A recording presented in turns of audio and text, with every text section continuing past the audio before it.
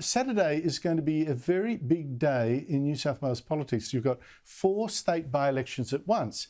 And this Super Saturday could really hurt the Prime Minister and could hurt the new Premier too.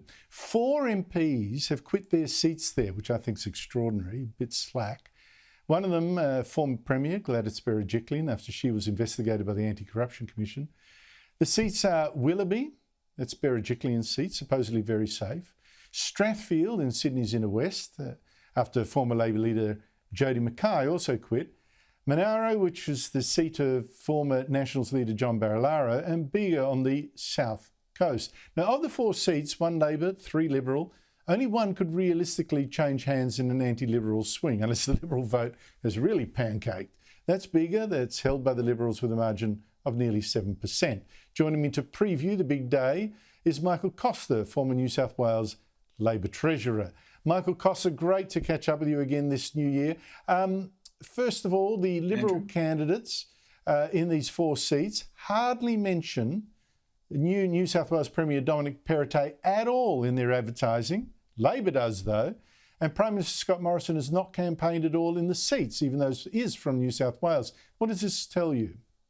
Well, look, firstly, Andrew, I don't think there are federal implications to these by-elections, and I'll tell you why. I think the real issues that are at the centre of this particular by-elections are, as you rightly said, the leadership, and that's the leadership of both leaders, that is Dominic Perrottet, the Premier, and also Chris Minns, the opposition leader. Remember, this is his first by-election and it's his first test, and he came to that leadership with a sort of a very divided party. They managed to smooth it over in the end, and he got the position, but there's a lot of tension in the caucus. So I think they're the 2 issues, and I think it's largely going to be around the way COVID has been handled and whether the direction of the government to move away from hard restrictions, which I support, I think is the right decision, is one that's broadly supported by the community. When you go around the seats, I think the 2 that are rightly pointed to as being the key ones would be Strathfield itself.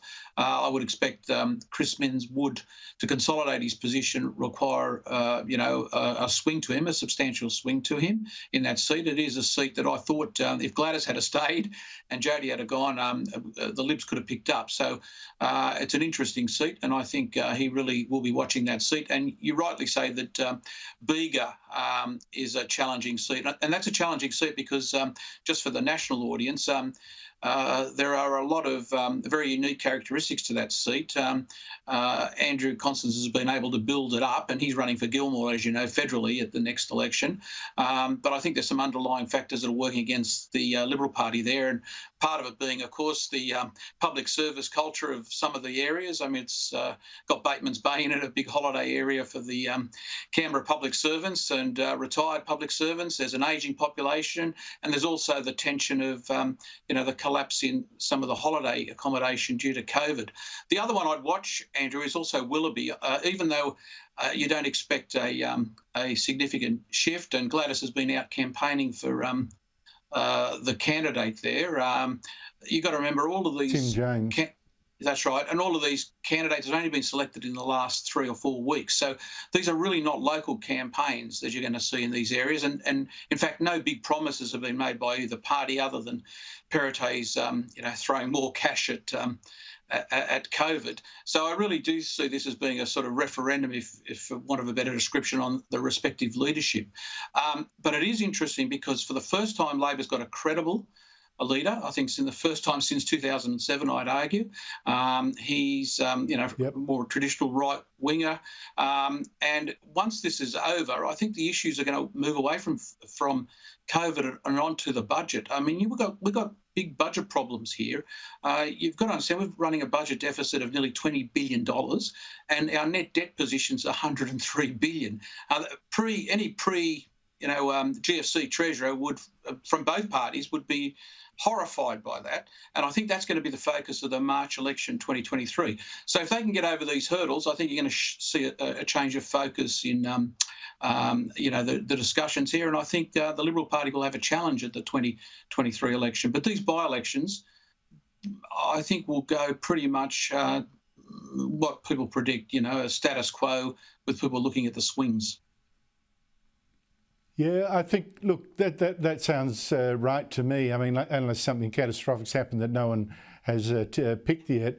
And if the New South Wales government did lose, say, one seat, it will still be able to hang on to government with the backing of crossbenchers. It's tight and tight. Even if they lost all four. That's the most. I will say one thing quickly. I'm out of time, but I do want a very quick response from you on this. The thing is, I agree with you. It's primarily a reflection on the New South Wales leaders, both the Labor and Liberal.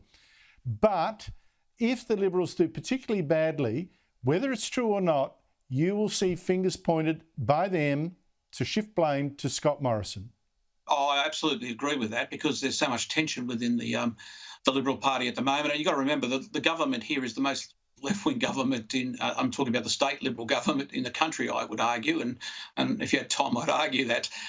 So, there's that tension between Morrison's faction and also the dominant faction other than Perrottet, who's from the right, in New South Wales. So I'm sure there'll be recriminations if things go wrong and blame shifting, for sure.